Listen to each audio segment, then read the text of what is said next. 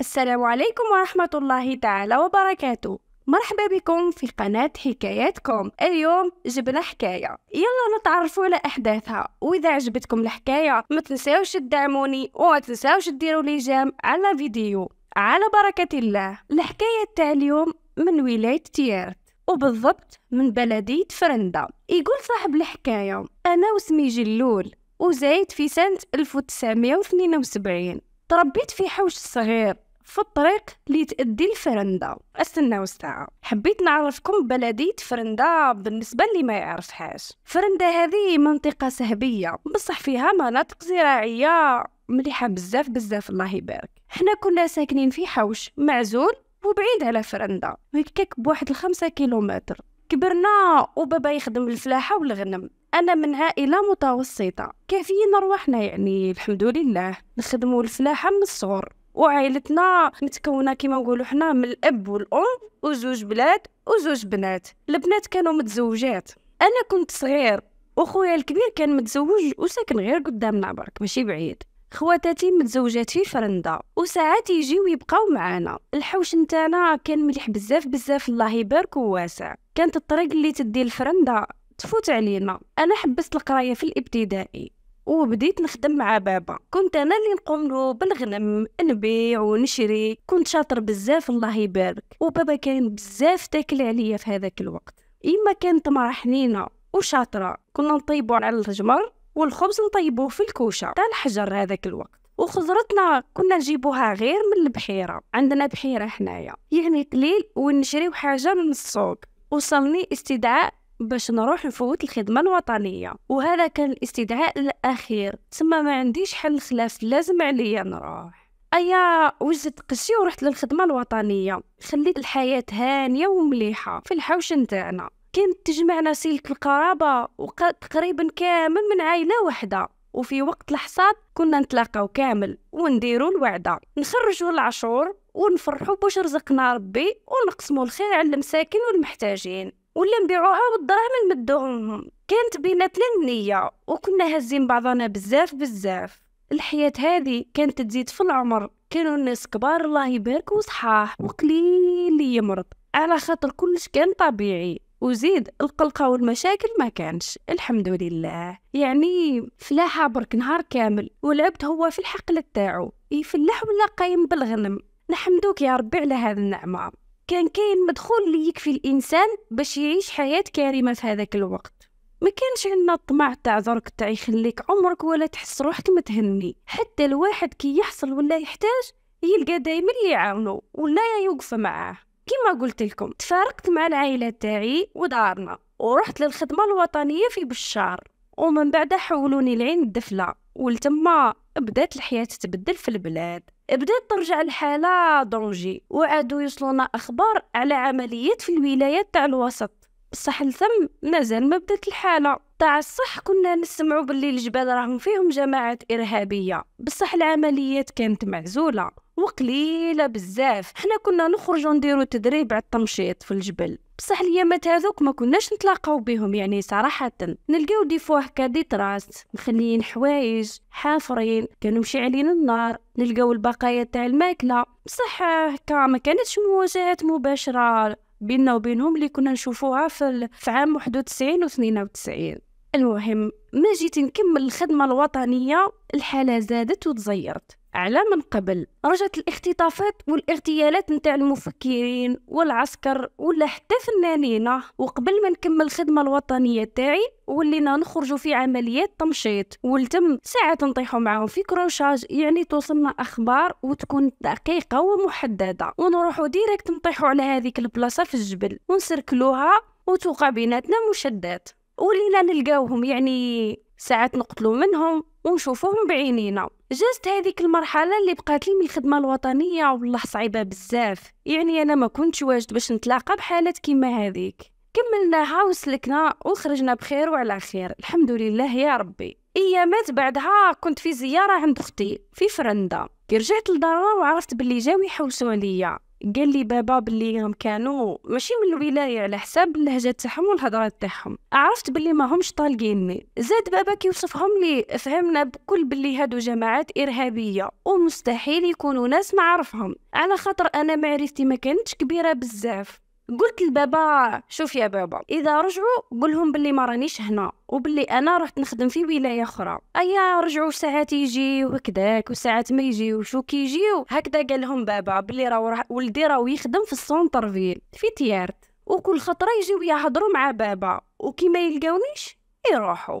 المره الاخرى اللي جاو طلبوا من بابا الدراهم والكباش، جابوا طوموبيل باش داو كل ما حبوا وراحوا. بقيت انا عند اختي اكثر من عام حتى رجعوا ما يجيوش، سيرتو كي رجع الجيش يدير بزاف راتيساج، غابوا ما زادوش كامل رجعوا. عرفنا باللي كانوا عاسيني، يا يكونوا ماتوا يا يكونوا حكموهم. رجعت انا لدارنا والحمد لله. فاتت هذيك الفتره كيما نقولوا حنا بلا ما يفيقولي ولا يضايقوني. رجعت لعادتي الرعويه ورجعت نبيع لك باش نديهم للاسواق في الخميس، يعني مره خميس مليانه ولا عين الدفله، وساعات حتى نبعد بهم للمديه. فاتت شهور هكداك وانايا نخدم برك، نوقف مع الغنم، نوقف مع الزراعه تاع بابا كيما تعرفوا، وندي نبيع في السوق. والاخبار تاع الارهاب زادت كثر وكثر، كثرت ورجعت المجازر تزيد، وكل مره يطيحوا على دوار معزول ويذبحوهم كامل.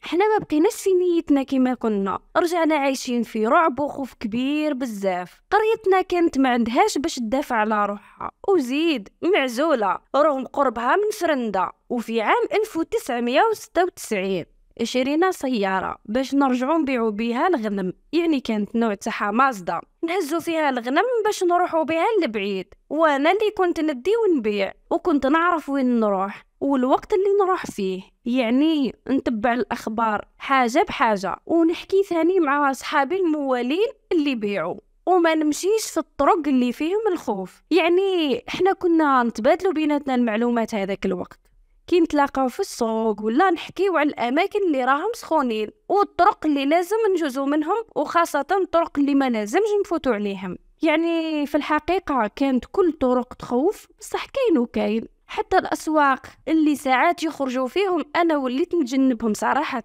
مرة صبحت بكري في سوق المدية، وكانت هذاك وين طلعت الشمس قبل ما يكثر الغاشي. كم تعرفوا حالة السوق، دخلوا للسوق وبداو يخيروا، والحاجة اللي تعجبهم يديوها بالسيف عليهم، يعني ما يشاوروك ما والو، يجيو يقولوا لك نديو هذه ويديوها بالسيف عليك، حبيت ولا كرهت. واحد مسكين من الجلفة اداولو كاميو بيه بالغنم تاعو، خلاوه هكذاك وسط السوق. هو مسكين كي داولو الغنم وداولو الكاميو من الحرقه هذيك بدا يعيط ويسب فيهم، يبكي ويحوس كيما نقولوا حنا، يسمع الناس باش الناس اللي راهم في السوق يعاونوه. كي شافوه كذاك عاودوا رجعوا ليه. تخيلوا يا ناس واش دارولو، ذبحوا وليدو قدامه وقدامنا. هذاك النهار لميت كامل وجبت، وعاودت ركبت في الطوموبيل ورجعت للدار. رجعت يعني في حالة يعلم بها غير ربي، ما نقدرش نوصفها لكم. كي شفت هذاك الطفل الصغير اللي ذبحوه قدامنا وحنا سكان معمر بالموالين، واحد فينا يا ناس ما قدر يدير حاجة، وهما ما كانوش بزاف يعني باش تشوفوا نسبة الخوف ونسبة كمية الرعب اللي كنا عايشينها. كيفاش 3 عباد ولا 4 يقدروا يخوفوا أكثر من 20 ولا 30 بنادم. أنا كنت مدمر وماشي حامل روحي، شفت واحد يقتل ظلم قدامي. هاد الحالة قاسني بزاف، ورجعت ما نقدرش نتحرك كما كنت، نخاف نعاود نتلاقى بيهم ويصرالي كما اللي صرالهم. دخلت في أزمة من هذيك الضربة، وقررت نروح نريح شوية عند ولد خالي اللي ساكن في تيارت، بالك نبدل الجو وتتحسن حالتي. رحت لتمسح، بدلت البلاصة، بصح الخوف بقى ديما حاضر.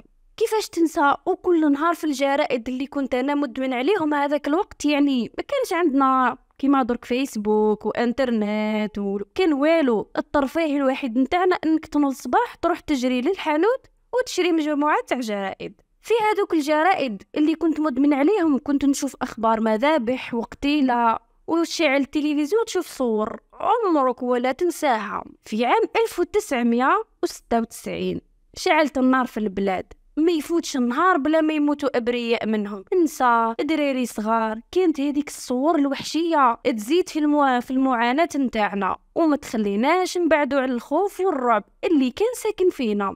هذاك الخوف كان يجري في عروقنا يا ناس. خويا الكبير رجع هو يقوم مع بابا بكلش في غيابي، حتى وين كنا ساكنين رجعوا يشوفوهم، خاصة في الليل ولا في مناطق غابية، يقاطعوا الناس ويديو واش يحتاجوا، وإذا طاحوا في واحد من الأمن يذبحوه قدام الناس بلا رحمة. يا خوتي ما عندهمش حتى شفقة في قلوبهم. في بداية 1997 خويا راح للسوق باع واش دا معاه من الغنم، وفي الخرجة تاع السوق داروا لهم براج مساكن. مسكين نحاولوا كامل الدراهم وزادوا ضربوه ورجع للدار مسكين في حالة. انا كي سمعت الخبر من كدبش عليكم قررت، قلت خلاص ريحت بزاف، لازم عليا نرجع للدار باه نعاون خويا الكبير. مسكين من هذيك الضربة رجع يخاف بزاف ويخاف بزاف على مرته وولادو، وهذا الشيء من حقه، وقرر باش يرحل ويسكن في تيارت ويدي مرته وولادو. كان خايف بزاف عليهم، وزيد بابا ما قبلش باش نرحلو حنايا. بابا راسو يابس من الجماعه اللي سمعتو حكايات من قبل اللي ما يروحوا حتى البلاصه حتى تطفر. بابا كان هكذاك، كان ما يحب حتى واحد يخرجو من دارو. وكي ما قبلش بابا بقيت انايا عايش مع بابا، تحتمت عليا. في النهار نخدمو وفي الليل حياة واحده اخرى، خوف ورعب، ونباتو نخمو غير في الموت ما نحكي لكمش. واذا نصبحوا للصباح هذيك هي كما نقولوا حنا الامنيه اللي نتمناوها. انا رجعت من بعدش كما كنت، خاصه انه في 97 كثرت المجازر العنيفه اللي ما يتقبلهاش العقل. في تسمسيل المديه عند دفله عرفنا باللي النار قربت وما كان حتى بلاصه راهي خاطيه منهم. بكري كنت نزور صحاب ليا من الخدمه الوطنيه في العاصمه تيبازا، درك بطلت ما وليتش نقدر. رجعت الخرجه محرمه علينا، الطريق اللي تروح عليها ما هي سالكه منهم. رجعنا مربوطين ونسكنوا، لا طموح لا أحلام. الفرح يا خاوتي وما كانش حتى الناس، ونقصت من الزواج والعراس. سبحان الله، نقصوا العراس ونقصوا الناس اللي يتزوجوا.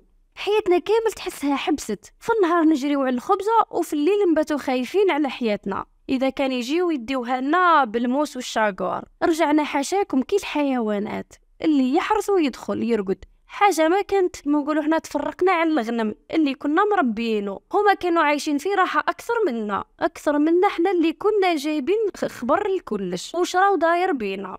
جا الصيف تاع 97 وكامل سمعنا مجازر بن طلحة والرايس وبني مسوس اللي زادت في العنف والخوف. كيفاش مدن كبيرة فيها آلاف الناس طاحوا عليهم وكملوهم، وحنا حفنا تاع ناس ساكنين في دشرة صغيرة وفي بلاصة خالية وكل دار بعيدة على اختها، يعني نقدروا نسلكوها. خلاص انا هنا فقدت الامل، ما نكذبش عليكم. انا كنت نقارن كل خطره تكون مجزره، نقارن ما بين القريه هذيك والقريه نتاعنا، ونشوف باللي حنا رانا في حاله اسوأ. وعرفت باللي جاي النهار اللي نلحقوا فيه حنا. دخل رمضان في 30 ديسمبر 1997، وكان هذاك الوقت الشي قليل، كل شي ناقص في السوق، وحنا حالتنا الماديه نقصت. رجعنا نبيعوا كلش بنص السومه، ما ندخلوا للسواق خارج الولايه من الخوف تاع الطريق، وكنا نفطروا على اذان المغرب بالخوف. هذاك رمضان كان صعيب كامل على الجزائريين، وكان اصعب رمضان اللي تجوزوا البلاد في هذاك العام. كانوا الناس يفطروا بالخوف ويفطروا لابسين حوايجهم وصبابطهم موجدين رواحهم، يعني على خاطر كانوا الارهاب يطيحوا على قرى وقت الاذان تاع المغرب ويذبحوا الناس على الفطور. كان عام كحل، نفطروا ونطفيو الضوء ونتلايموا في الدار على ضوء التلفزيون اللي بينشر نقصوا له الصوت على خاطر نخافوا يسمعوه ويدخلوا لينا. وكان برك هذاك هو الامل الوحيد اللي عندنا، البرامج اللي كانت تفوت هذاك الوقت باش تنقص علينا شويه المحنه اللي كنا عايشينها. فاتوا 26 يوم من رمضان، وفي 24 جانفي 1998 كانت ليلة 27، يعني ليلة القدر. حنا كنا راقدين بعد العشاء كيما كل ليلة، يعني حتى نسمعوا العياط والحس. جوايه ال11 تاع الليل فطنت وجريت لبيت بابا ويما ونوضتهم بالخلعة. لبسنا حوايجنا وصبابطنا وغطينا رواحنا وخرجنا من باب الجنان. خبينا حاشاكم مع الزبل تاع الغنم اللي كنا جامعينه في طرف الجنان، وبقينا نسمعوا ونحاولوا نفهموا واش راه صاري. ما طولناش حتى سمعناهم هرسوا الباب تاع دارنا ودخلوا فتشوا وبداو يعيطوا: راكم متخبيين على بالنا، درك نحكموكم وندبحوكم ونشربوا من الدم تاعكم، ما عندكم وين تروحوا منا اليوم. زادوا لحقوا جماعه واحده اخرى وقال لهم واحد: حوسوا الجنان وجيبوهم ليا، فراشهم مازال سخون. حالتهم نشف الدم. الجنان هذاك ما كانش كبير وحنايا ما كناش بعاد عليهم، وقريتنا كانت معزولة وكنا قاطعين الامل انه كاش واحد يجي. ثم سلمنا امرنا لله ويبسنا في هذيك البلاصه اللي كنا فيها، وكنا نسمعوا فيهم يقولوا لبعضهم نحي الحوايج، نحي لهم الحوايج، وبداو ينحيوا الحوايج للناس اللي ذبحوهم ويلبسوا فيهم. وثلاثه بقاو رافدين الضوء ويدوروا في الجنان جايين غير بالعقل من جهتنا، حتى سمعنا الرصاص وجا واحد منهم يجري قال لهم امشوا نروحوا، راهو جا الجيش وخرجوا من دارنا وهربوا. حنا لتم ما كناش مأمنين يا ناس اذا رانا نسمعوا مليح ولا لا ولا رانا غير نحلموا ولا رانا مصروعين. ما فهمتش كيفاش حتى قدر الجيش هذه الخطره يصدم ويسلكنا في منطقه معزوله. يا رب الحمد لله خرجوا وهربوا وحنا وصل الجيش في هذاك الوقت. لو كان ما وصلش يعني لو كان رانا في كما نقولوا في عداد الموتى. خرجنا بعد مدة من هذاك الجنان، وغدوة من ذاك رحنا عند خالتي في تيارت، وجاو خواتاتي مساكن. خواتاتي كانوا مخلوعين وخايفين، ثم خايفين اذا يلحقوا يلقاونا باللي ذبحونا، وكي لحقوا للقريه تاعنا وما لقاوناش عرفوا باللي سلكنا، رفدوا رواحهم وجاو لتيارت وين كاين خالي وخالتي. قعدنا احنا ساكنين في تيارت عند كيما نقولوا ما بين خالي وخالتي اسابيع، ومن بعد بنينا قدام دار خالي. ولليوم ما زلنا نتفكروا واش قاسينا في هذيك المده الكحله، وكيفاش كيما نقولوا حنايا كنا على امطار من الموت المحتوم. الحمد لله يا ربي كتب لنا عمر جديد. بصح جيراننا مساكن ما كانش عندهم الحظ اللي كان عندنا حنا، ما قدروش يسلكوا كيما سلكنا حنا، وقتلوا اكثر من 20 تقريبا من عائله واحده كيما وداو اللي داو، وجردوا الناس من الذهب تاعهم، ونحاو حتى الحوايج تاع الناس اللي ذبحوهم وخلوهم هكذاك ورماو حوايجهم للتم. هذيك الليله كانت ليله وحشيه في حياتنا، وال10 سنين اللي عشناهم التم كانوا 10 سنين تاع خوف وتاع دم. يعني هذاك الخوف دام مدة 10 سنين وحنا نستناو في هذيك الليلة تقول كنا حاسين بها يا ناس. الحمد لله هذيك الليلة جازت بخير، سلكنا بأعجوبة من يديهم. نحمد ربي ونشكره اللي سلكنا حنا، ونترحم على الناس اللي ما سعفهمش الحظ باه يسلكوا. وان شاء الله يا ربي يصبر كامل اللي فقدوا عباد قرب ليهم في هذه الحياة، وان شاء الله ربي يعوضهم على واش عاشوا في هذوك السنين، وربي يرحم جميع الناس اللي ماتوا ويصبر اللي باقيين عليهم. وان شاء الله ديما نبقاو في حالة من الامن والامان، والحمد لله على نعمة السلم والسلام. وصلنا لنهاية الحكاية، استناونا في حكاية جديدة. تهلاو في رواحكم، في امان الله.